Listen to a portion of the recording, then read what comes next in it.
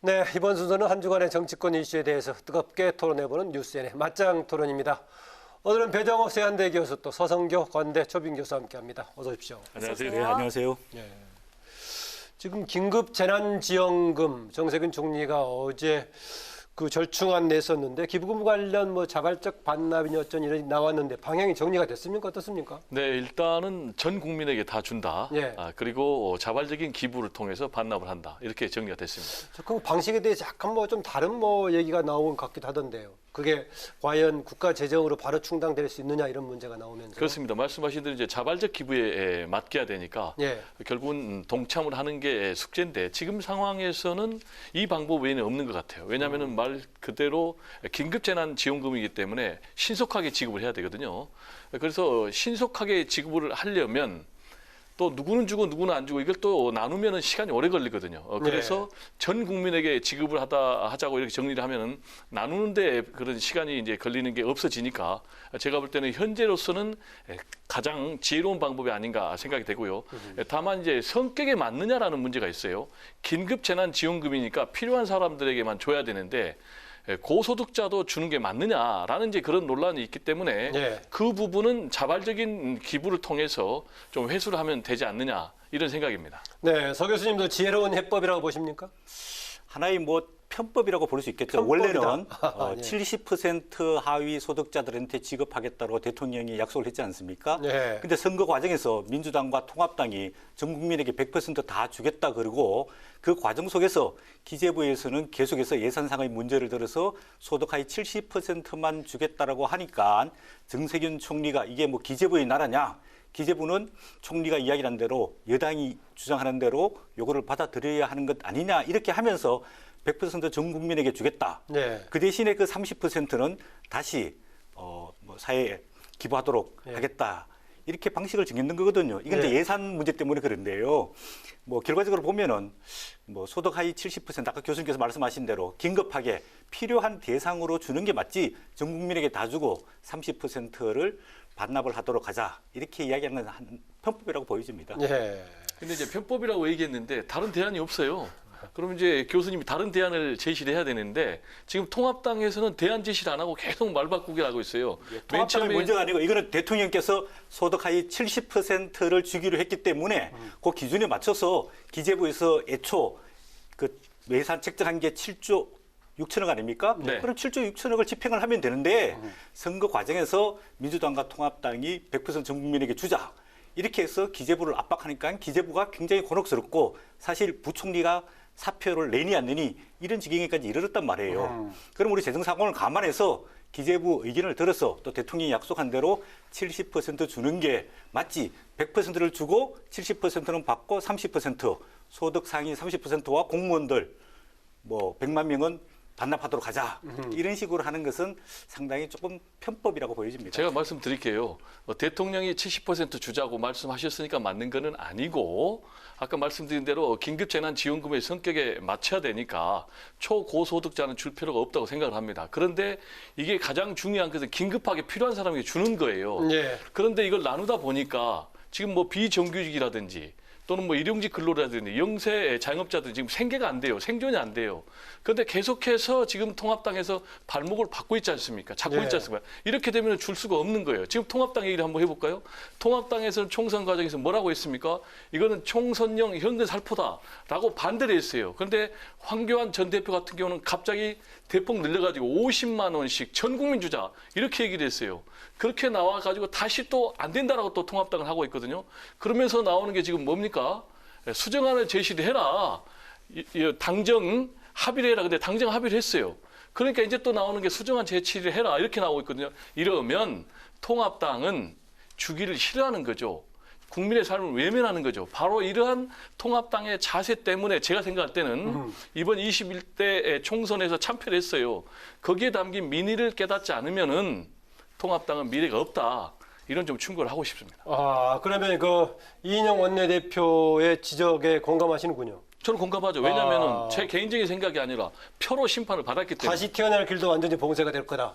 이것 잘못한다면은 그런 지적에 대해서 같이 이제 공감하시는 이것 잘못한다면은 다시 태어날 길이 봉쇄된다라고 하나로만 얘기할 수 없지만 상당 부분 공감하는 이유가 예.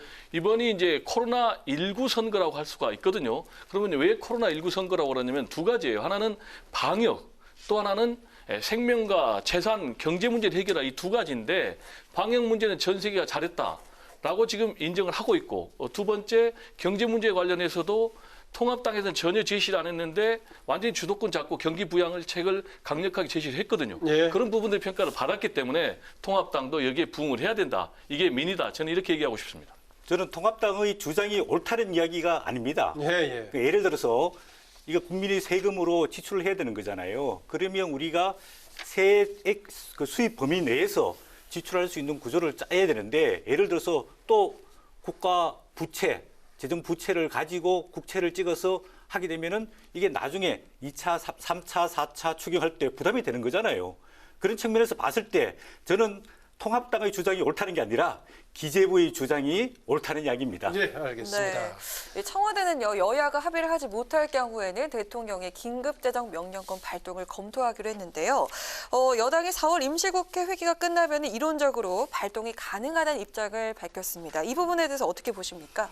네, 이번 임시국회가 5월 15일까지입니다. 15일까지, 예. 예, 만약에 이번 추경안이 통과되지 못하면은 이 긴급성에 따라서 헌법 76조에 따라서 대통령이 긴급재정명령권을 발동할 수 있거든요. 예. 저는 발동을 해야 된다고 생각을 합니다. 아하. 네. 왜냐하면은 지금 코로나 사태로 인해서 아까 말씀드린 대로 뭐 저희 저소득자 또 중소상공인들 자영업자들 굉장히 어려운 상황이거든요. 예. 그러면 4인 가구를 기준으로 해서 100만 원을 지급한다는 것은 소득적인 측면뿐만 아니라 그런 중소상공인들, 자영업자들, 저소득층이 받아서 소비를 하게 되는 거거든요. 이 소비가 진작에 돼야지 생산이 돌아가는 것 아닙니까? 그런 측면에 봤을 때 만약에 이번 20대 마지막 국회인 이번 4월 임시국회에서 여야 합의가 안 이루어진다면 대통령이 긴급재정명령 발의해야 된다고 생각합니다. 저는 교수님하고 생각이 틀립니다. 아하. 네. 대통령 긴급재정명령권 발동하면 안 됩니다. 아하. 왜냐하면 긴급재정명령권 발동의 성격이 안 맞습니다. 긴급재정명령권은 언제 발동하냐면 천재지변 등 비상상황, 그래서 국회 소집이 어려울 때 이때 대통령이 긴급하게 재정명령권을 발동을 하는 거예요. 그런데 지금 아시다시피 임시국회가 열려 있어요. 그래서 우리 국회가 할 수 있는 문제예요. 여야가 합의하면 되는 거예요. 그래서 당장 이 문제를 여야가 모두 시급한 문제라고 생각하면은 추경을 위한 예산결산위원회를 열어서 심사에 착수를 해야 되는 거예요. 근데 지금 통합당은 계속 안 하고 있는 거예요. 그러면서 거꾸로 대통령이 긴급재정명령권을 발동해라? 그런데 법상 보면은 긴급재정명령권을 발동하려면 국회가 소집 중인 때는 못 하는 거예요. 네. 그럼 5월 15일이 넘어간다는 거예요. 그래서 이 얘기는 5월 15일까지 안 해준다는 얘기예요. 네. 그러면은 계속 그 사이에 그야말로 사회적 안전망에서 보호를 받지 못한 사람들 죽어야 된다는 거예요. 그래서 20대 국회는 정말 악명이 높습니다. 일 안 하는 국회로, 동물 국회로, 식물 국회로. 그래서 오죽하면은 일하는 국회법까지 만들자는 그런 움직임이 나왔지 않습니까? 그래서 통합당은 빨리 20대 국회에서 이 추경을 통과시켜야 된다. 이렇게 얘기하고 추경을 싶습니다. 통과시키기 위한 전제 조건으로 김재원 예결위원장이 이런 네. 조건을 이야기를 했습니다. 올해 2020년 세입과 세출에 대한 예산 재조정안을 가지고 오면은 그 속에서 국채를 발행하지 않고서 올해 예산을 조정해서 만약에 이번 긴급재난지원금을 충당할 수 있으면은 되지 않느냐? 그러면 기재부에서 2020년 지금 예산 집행이 안 된 게 많지 않습니까? 그러면 그거를 네. 세출을 조정을 해와가지고 새로운 예산안을 제출하면은 심의하고 통과시켜 주겠다는데 예. 기재부가 왜 거부를 하는지 그건 이해가 안 됩니다. 이것 좀 이해를 짧게만 시키겠습니다. 하겠습니다. 짧게. 예. 돈이요 7조 6천억 들인데 전체 주려면 또 한 3조가 더 늘어나요. 그러면 10조가 넘어가는 거예요. 그럼 이걸 국채를 발행 안 할 수가 있습니까? 그런데 국채를 발행 못하게 하고 그리고 어쨌든 간에 당정이 합의를 하면 해준다고 그랬는데 안 해주거든요. 그리고 또 수정안을 내라고 하고 있거든요. 그런데 새로 낼 필요가 없어요. 그리고 예산만 좀 늘리고 대상만 늘리면 되는 예. 거예요. 네, 그래서 빨리 통합당은 오늘 기재부에서 국회 출석해가지고 이제 뭐 국채 발행하는 쪽으로 답변 줬습니다. 지금 네. 있었는데요. 네. 총선 후의 정치권 상황 네. 살펴보도록 하겠습니다. 민주당은요, 성추행 사건으로 사퇴한 오거돈 전 부산시장에 대해서 이틀 연속으로 사과를 하면서 오늘 제명 여부를 논의했는데요. 아무래도 가장 수위가 높은 제명으로 결정될 가능성이 큽니다. 자, 먼저 서 교수님, 이번 사건 어떻게 보십니까? 이거는 뭐 당 차원에서 제명의 문제가 아니고요. 도덕성 문제를 넘어서서는 범죄 아닙니까? 이거는 당연히 제명을 해야 되는 거고요. 그것도 빨리 조치를 할 필요가 있고요. 이제 오거돈 전 시장이 기자회견 때 본인이 불필요한 신체 접촉, 강제 추행이 될 수 있다고 얘기했는데 피해자 본인은 명백한 성범죄에 해당되는 내용이다. 이렇기 때문에 이거는 민주당에서 당연히 빨리 최고 수위, 처벌 수위인 제명을 해야 되고 경찰이나 검찰에서 사실 이거 이제 성범죄는 우리가 이제 그 친고죄가 폐지됐지 않습니까? 그런 네. 측면에서 인재에서 수사를 할 수 있는 거거든요. 그래서 경찰이 빨리 오거돈 전 시장과 그다음에 오거돈 시장 주변의 참모들에 대해서 빨리 사실관계를 조사할 필요가 있다고 보여주고 있습니다. 네, 뭐 이견이 없으실 것 같은데요. 어떻습니까? 네, 당연히 제명해야죠. 네. 엄청난 해당 행위예요. 네. 지금 민주당에 엄청난 타격을 입혔고 180석 압승해서 계속 드라이브 정책을 펴야 되는 개혁 정책을 거기에 지금 찬물을 끼얹었기 때문에 제가 볼 때는 뭐 윤리심판원 열리면은 네. 뭐 이변 없이 당연히 제명이고요. 네. 원래 오늘 하려고 했다가 지금 성원이 안 돼가지고 지금 그래서 월요일날 성원이 하기로- 안 돼서 네. 월요일날 하기로 했는데 주말이라도 당장 열어서 하루빨리 해야 되겠고요. 다만 이 사건과 관련해서 굉장히 좀 충격적이고 안타까운 것은 지금 이 시기가 언제였냐면은 총선 시기였어요. 네. 근데 총선 시기에 과연 부하 직원을 불러가지고 그것도 집무실에서 뭐 4월 7일경으로 얘기가 되고 있는 것 같은데. 네, 그럴 수가 있을까라는 부분이 굉장히 충격적이고요. 그리고 아시다시피 안희정 전 충남도지사가 여비서를 성폭행한 것과 관련해서 지금 3년 6개월 징역해가지고 지금 수감 중인데 전혀 여기서 교훈을 못 얻었을까라는 그런 부분. 그리고 이 여직원을 자기 집무실로 불렀어요. 그럼 이제 사전에 이거를 범행을 또 추행을 계획했다는 것 이런 부분이 이제 굉장히 충격적인데 이게 결국은 민주당만의 문제가 아니고 언제든지 통합당의 문제가 되고 또 정치권을 떠나서 사회 고위층 문제가 되니까 늘 스스로를 돌아보고 경계하는 그런 반면교사의 사건으로 삼아야 되지 않겠냐 이런 생각입니다. 예, 이거 관련해가지고 이제 이번에 이제 오거돈 전 시장의 개인적인 문제 차원이 아니라 당 관련해서 혹시 이게 선거운동 기간장에 투표일 이전에 일어났는데 이것을 혹시 악재를 막기 위해서 조중한 것 아니냐라고 통합당은 민주당 측에 문제 제기하고 있습니다. 일부에서는 선거운동 기간 마지막 주말에 이해찬 대표가 두세 건을 터뜨릴 것을 무책임하게 터뜨릴 것을 가지고 있다라고 했던 게 혹시 그중에 포함된 거 아니 이런 문제까지 제기하고 있는 거 어떻게 보십니까? 지금 이제 통합당에서 이 문제를 자꾸 총선과 관련해서 정치적 공세를 하는 것은 저는 바람직하지 않다고 보고 본질도 아니라고 봅니다. 왜냐하면 이 사건은 말 그대로 고위직의 성추행 문제거든요. 그러면 이런 일들이 어떻게 앞으로 재발을 막을 것인가라는 부분에 대해서 우리가 좀 중지를 모아봐야 되겠고요. 또 하나는 더 이상 이런 피해자가 발생하지 않도록 피해자 보호 대책도 우리가 사회적인 논의를 통해서 제도적인 법적인 그런 장치들을 좀 마련해야 되는데 지금 통합당에서는 계속해서 총선 전에 중앙당에서 알았다라고 지금 몰아가고 있거든요. 그런데 이것과 관련해서 피해 여성이 분명히 밝혔어요. 예. 총선 시기하고 연관 짓지 마라. 그리고 어떤 외압이나 회유가 없었다. 그리고 나는 정치적으로 이 문제가 이용되기를 원하지 않는다. 라고 얘기를 했거든요. 그런데 뭐 국정조사까지 얘기를 하는 것은 이게 지금 엄청난 뭐 권력형 게이트도 아닌데 그건 하나의 정치 공세일 뿐이니까 이렇게 주장하면 주장할수록 오히려 국민들로부터 제가 볼 때는 공감받기 좀 어렵다. 이런 생각입니다.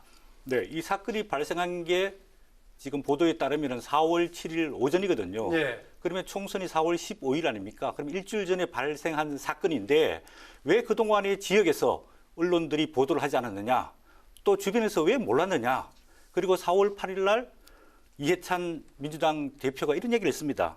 여러 가지 이야기가 들리고 있는데 그게 총선용 정치 공작일 뿐이다.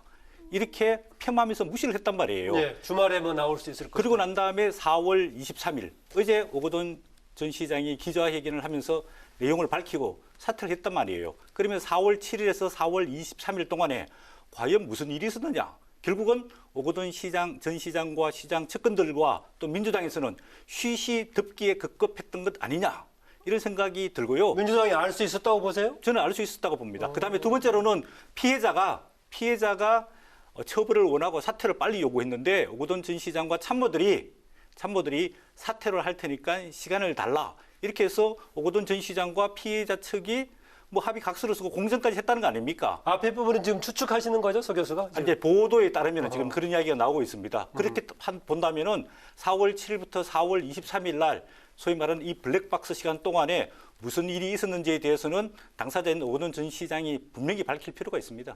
지금 이제 추정만 가지고 사실상 전제를 하는데 말씀하신 대로 지금 알려지기로는 4월 7일 날 사건이 터진 예, 것으로 돼 있어요. 그리고 총선은 4월 15일이니까 일주일 정도의 시간이 흘렸는데 이 시간 동안에 과연 무슨 일이 있었느냐 그러면 양측이 만난 거예요. 그리고 사퇴를 하기로 했고 사과를 하기로 했고 그걸 공증을 한 거예요. 그러면은 어떻게든지 오거돈 전 시장 같은 경우는 살아남기 위해서 노력을 했을 거예요. 그래서 총선 전에 이 사실을 중앙당에 알렸을 확률은 저는 오히려 더 낮다. 그런데 이걸 마치 총선 전에 알았다. 그러면서 뭐 엄청난 게이트처럼 몰고 가는 것은 좀 설득력이 없다. 그리고 반복된 얘기인데 어쨌든 피해 여성이 그런 일 없다. 그리고 그런 정치적으로 몰고 가는 거 하지 마라.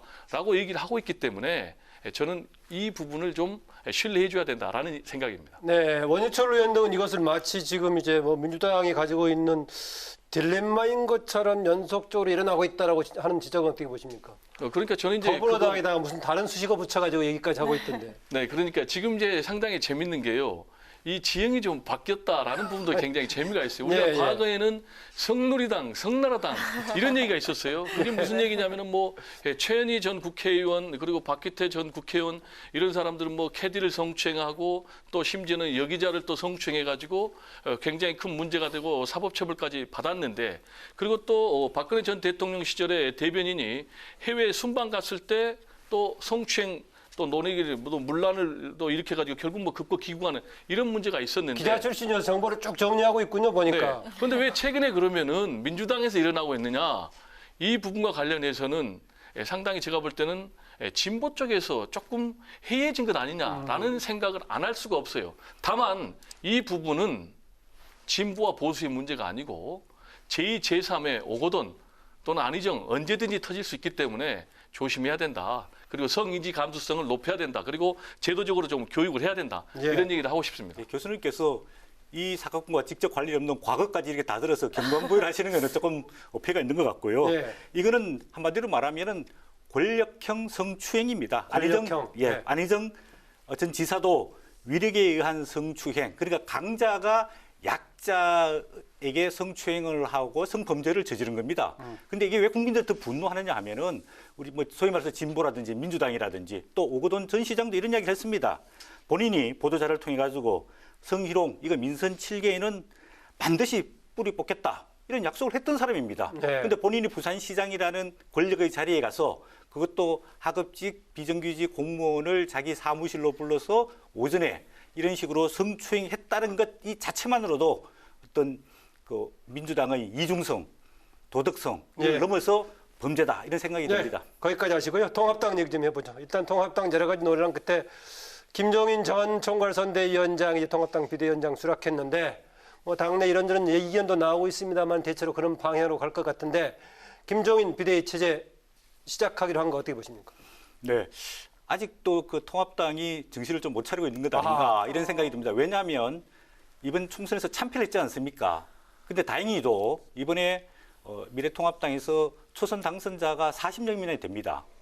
그다음에 재선까지 합치면 훨씬 더 많고요. 그러면 자기가 실패한 조직은 자기 스스로 쇄신을 하고 자기 스스로 지도자를 뽑을 능력이 돼야 되는데 그렇게 뽑으려고 노력은 하지 않고 또 외부에서 수혈해가지고 비대위원장을 맡기게 되는 이건 한마디로 말하면 좀 무책임하고 정치적으로 무능력한 것 아니냐 이런 생각이 들고요. 결국은 당내에 있는 이번에 당선자들 또 당원들이 치열한 토론과 경론, 백화 제방을 통해서 새로운 보수를 재건하기 위한 가치를 정립하기 위한 또 정강과 정책을 정립하기 위한 또 외인을 넓히기 위한 또 다음 차기 대선 후보를 선출하기 위한 그런 내부적인 노력이 선행돼야 된다고 봅니다. 당내 세대 교체가 먼저 선행됐어야 된다라고 보시고 있고요. 예. 어떻게 보십니까? 원칙론은 맞죠. 지금 자강론과 영입론이 충돌하고 있는데 문제는 말씀하신 대로 자강론을 실천할 힘이 통합당에 없다는 것입니다. 그래서 다른 사람들도 김종인 외에는 대안이 없다. 그래서 결국 이제 김정인 비대위원장을 영입하는 것으로 가닥이 지어졌는데 문제는 김종인 비대위원장 체제가 성공할 것이냐라는 게 가장 핵심 아니겠습니까? 역대 이번가 8번째인데 그동안에 그렇습니다. 한 번 성공했다고 딱 얘기하고 한 번. 있죠. 박근혜 네. 비대위 체제. 그러면 네. 이제 박근혜 비대위원장 때는 왜 성공했느냐? 박근혜 본인 자체가 강력한 대권 주자였어요. 그리고 당내 친박이라는 세력이 있었어요. 그리고 또 하나는 이제 마지막으로 얘기를 하면은 이제 공천권을 갖고 있었어요. 네, 총선 앞두고 있었어요. 그렇죠. 그런데 지금 이제 김종인 위원장 같은 경우는 대권 주자도 아니고 당내 세력 기반도 없고 공천권도 휘두를 수 없어요. 그러면은 성공할 가능성이 굉장히 어렵다. 그래서 모 의원 같은 경우는 결국은 쫓겨날 것이다. 이렇게 얘기하고 있는데 영입이 된다 하더라도 지금 반대파가 굉장히 지금 반대를 하고 있기 때문에 앞날이 험난하다. 그리고 전국위원회를 과연 통과할지 실제로 과거에 정진석 원내대표가 전국위원회가 무산돼 가지고 결국 부결됐죠 사실상. 네. 그래서 실패한 적이 있는데 마지막까지 김종인 비대위원장 될 건지도 한번 지켜봐야 되겠습니다. 아, 그것도 아직 불확실하다. 그렇습니다. 어떻습니까? 지금 좀 이미 원래 세대 교체를 먼저 하고 당 내부에서 쇄신 노력을 먼저 했어야 된다라고 하는데 이미 그건 지나고 새롭게 지금 비대위 체제로 가는 쪽으로 돼버렸으니까요. 예, 일단 이제 상임전국위원회, 전국위원회 결정을 이제 지켜봐야 할 상황인데요. 예.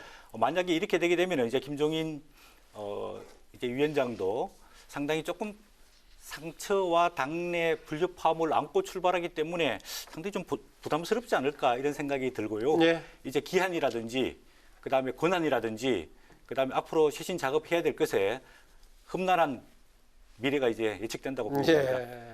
네, 민주당으로 가보겠습니다. 21대 국회 첫 원내 사령탑 경선은 3파전으로 이렇게 예측이 되고 있는데요. 이 부분 어떻게 보시는지 궁금하고요. 또 민주당 새 원내대표가 가져야 될 덕목은 일단 뭐라고 어떤 사람이 되는 게 보십니까? 좋을 건가? 네. 네, 일단 친문이냐 비문이냐가 굉장히 중요한 그런 기준점이 될 것 같아요. 현실적인 경쟁에서. 예. 그렇습니다. 그래서 윤호중 사무총장이 출마하느냐 안 하느냐가 굉장히 판세를 좌우할 것 같아요. 왜냐하면 윤호중 사무총장도 친문이거든요. 그리고 김태년 의원과 같은 친이거든요. 그래서 이 두 사람 중에 한 사람으로 교통 정리가 되면 엄청난 파괴력을 가질 것이다. 이렇게 전망이 되고요. 왜냐하면 이해찬 대표 체제 갖고 있고 또 거기서 이번에 공천을 했지 않습니까? 근데 지금 초선들이 대거 등장을 했어요. 68명이나. 그래서 초선 의원들의 향배가 굉장히 중요할 것으로 보이고요. 네. 경쟁 구도는 그런데 이제 네. 압도적인 다수를 차지하고 있는 여당의 원내대표가 가져야 할 덕목. 네. 첫 번째는 어쨌든 간에 문재인 대통령의 하반기 안정적인 국정 운영이 중요해요. 그래서 문재인 대통령과 호흡이 잘 맞아야 돼요. 그래서 문재인 대통령하고 국정 철학이 일치하고 또 개혁 정책을 강력하게 드라이브할 그런 능력이 있어요. 다만 지금 이제 코로나19 전국이기 때문에 청와대도 전국 안정시키는 게 굉장히 중요해요. 그래서 네. 전국을 안정시킬 수 있겠느냐. 플러스 20대 국회는 완전히 동물 국회로 싸움만 했는데 앞으로 21대 국회는 어떻게 야당과 협치를 해서 생산성이 높은 국회 그리고 일하는 국회를 만들 수 있느냐 이 덕목이 상당히 중요하다 이렇게 생각합니다. 예. 서 교수님. 저도 비슷한 의견인데요. 첫 번째로 원내대표는 21대 원구성을 해야 되는 것 아닙니까? 그 속에서 국회의장, 부의장, 또 상임위원회 위원장, 예. 또 상임위원회 배치 이거 할 때 야당과 협력, 협치, 대화하는 게 굉장히 필요하다고 보여집니다.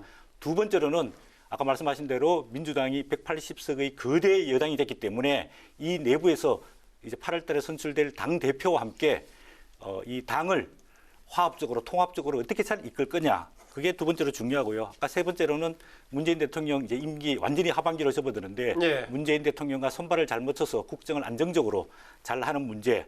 그다음에 이제 민주당도 대선이 이제 2년이 채 안 남았지 않습니까? 그렇죠. 예. 차기 대선 후보를 공정하고 안정적으로 관리할 수 있는 원내대표. 그런 게 중요하다고 보입니다. 예, 압도적인 다수를 차지하고 있는 민주당이 그렇다면은 이번에 103석을 가져간 이제 통합당 어떻습니까? 또 이제 밖에서는 비대위 체제로 갈 가능성도 있어 보이는데 그럴수록 오히려 이제 원내 역할이 굉장히 중요한데 어떤 사람이 또 어떤 성향이 원내대표가 돼야 된다고 보고 혹시 구체적으로 떠오르는 사람이 있다면 뭐 특별한 사람은 없는데요.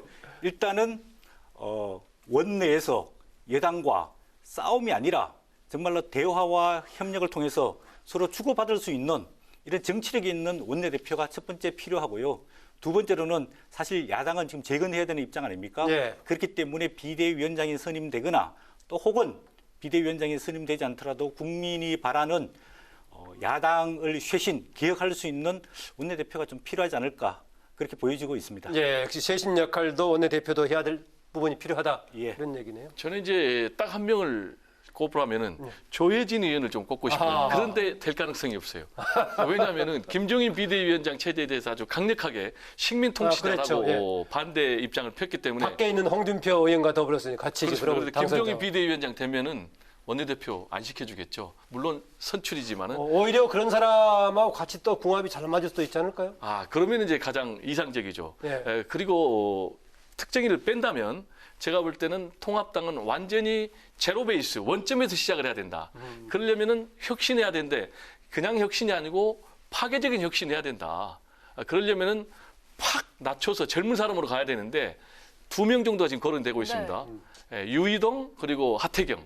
그래서 이런 정도로 확 세대 교체를 하는 것이 좀 바람직하지 않나 이런 생각입니다. 예, 구체적으로 거론이 됐기 때문에 그쪽도 좀 알고 있는 서성교 교수도 관련해서 한마디 네. 드리면서 예, 마무리할 겁니다. 원내대표는 아무래도 이제 여당과 거대 여당과 협상을 해야 될 경험이 많은 좀 노련한 전략가인 원내대표가 필요하다고 생각하기 때문에 뭐 기존에 원내대표했던 지금 이제 통합당에는 6선이 없거든요. 네. 5선 중에서 뭐 정진석 의원이 서로 서로 원내대표를 역발상이네요 보니까. 한 번 더 하면서 거대 여당과 맞서서 타협을 하는 게 중요하지 않을까 싶고요. 또 원내대표와 이게 파트너가 되는 정책위 의장이 누가 되느냐. 그래서 정책위 의장은 좀 젊고 수도권 출신의 어떤 좀 기획성이 강한 그런 의원이 조합적으로 하면은 역할 분담이 제대로 될 수 있지 않을까 생각이 듭니다. 서로 다른 발상 참고해 볼 만하네요. 오히려 또 참신하게 교체해 볼 수도 있다.